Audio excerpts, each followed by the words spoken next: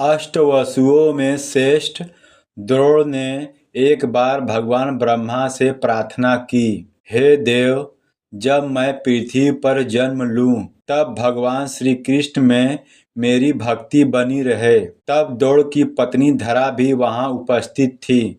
धरा देवी ने ब्रह्मा से तो कुछ नहीं कहा, परंतु उनके मन के भीतर भी यही इच्छा थी। ब्रह्मा ने दोनों की इच्छा जानकर उन्हें तथास्तु कहा और फिर अंतर्धान हो गए। ब्रह्मा के वरदान के प्रभाव से धरा देवी ने ब्रजमंडल में सुमुख गोप की पत्नी पाटला की पुत्री के रूप में जन्म लिया।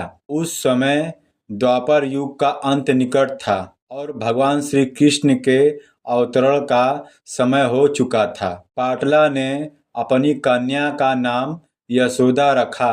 भगवान की नित्य लीला में भी एक नित्य यशोदा है जो सदा भगवान श्री कृष्ण को वात्सल्य रस का आस्वादन कराती हैं। अवतार के समय उसी नित्य यशोदा का इस लौकिक यशोदा में समावेश हो गया। इस प्रकार धरा देवी ने यशोदा का रूप लिया और भगवान श्री कृष्ण की माता बन गईं। जब श्री कृष्ण का जन्म हुआ तब यशोदा की आयु ढल चुकी थी। उन्होंने वर्षों तक पुत्र के लिए प्रयास किए थे, परंतु उन्हें संतान प्राप्ति नहीं हुई थी। इसलिए जब कृष्ण का जन्म हुआ तो सारा ब्रज आनंद में डूब गया। छठे दिन पुत्र का छठी पूजन हुआ और यशोदा के वात्सल्य का अनंत प्रवाह बहने लगा। मानो स्वयं परम ब्रह्म अपनी माता के हृदय को मथकर वात्सल्य के अनमोल रत्न संसार को दिखा रहे हो। कंस द्वारा भेजी गई पूतना अपने स्तनों में विष भरकर आई थी, परंतु यशोदा नंदन ने दूध के साथ उसके प्राण भी पी लिए। पुत्र के बिना यशोदा का जीवन ही ठहर गया था, पर पुत्र के सकुशल लौटते ही मानो उसके प्राण लौट आए। फिर शकटासुर आया, उसे देखकर यशोदा मूर्छित हो गईं, किंतु कृष्ण ने शकटासुर का वध कर दिया। यशोदा कृष्ण के लालन पालन में डूबी रहती।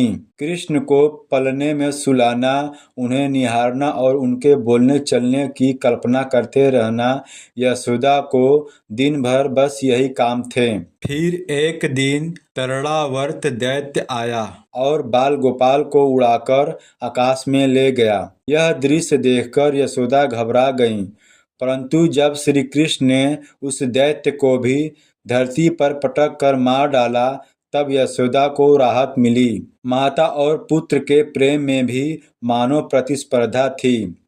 यशोदा का वात्सल्य जितना बढ़ता, श्री कृष्ण की लीला उतनी ही अधिक प्रकट होती जाती थी।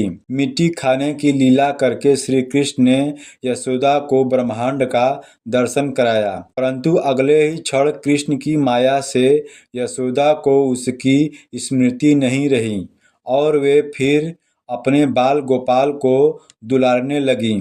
समय बीतता गया। इस बीच कृष्ण माखन चोरी, दही हांडी फोड़ने और गोवर्धन उठाने जैसी लीलाएं करते रहे। वृंदावन में श्री कृष्ण ने असंख्य लीलाएं की और बहुत से असुरों का उद्धार भी किया। फिर वह दिन आया जब अक्रूर श्री कृष्ण को अपने साथ मथुरा ले गए। यह समय यशोदा के लिए वज्रप्रात के समान था। कृष्ण के जाने से पहले सारी रात वह विलाप करती रहीं और उन्हें समझाना कठिन हो गया।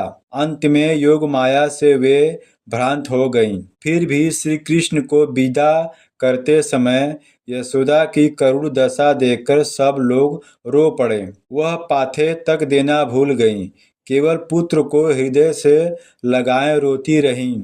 श्री कृष्ण के विरह में यशोदा विक्षिप्त सी हो गईं। जिस मार्ग से उनका रथ गया था उस मार्ग को वह प्रतिदिन देखने जाती और राहगीरों से संदेश भिजवाती। कृष्ण के सखा उद्धव भी यशोदा को दिलासा नहीं दे पाए। अंततः कुरुक्षेत्र में श्री कृष्ण से मिलकर उनका हृदय शांत हुआ। कृष्ण से मिलकर लौटते समय यशोदा को लगा मानो उन्हें उनकी नीलमणि फिर प्राप्त हो गई हो। जब श्री कृष्ण के अवतरण का उद्देश्य पूर्ण हो गया, उनके अपने धाम लौटने से पहले माता यशोदा गोलोक प्रस्थान कर गई थी। इस प्रकार ब्रह्मा से मिले वरदान के फलस्वरूप धरा देवी ने यशोदा के रूप में जन्म लेकर कृष्ण को पुत्र के रूप में पाया।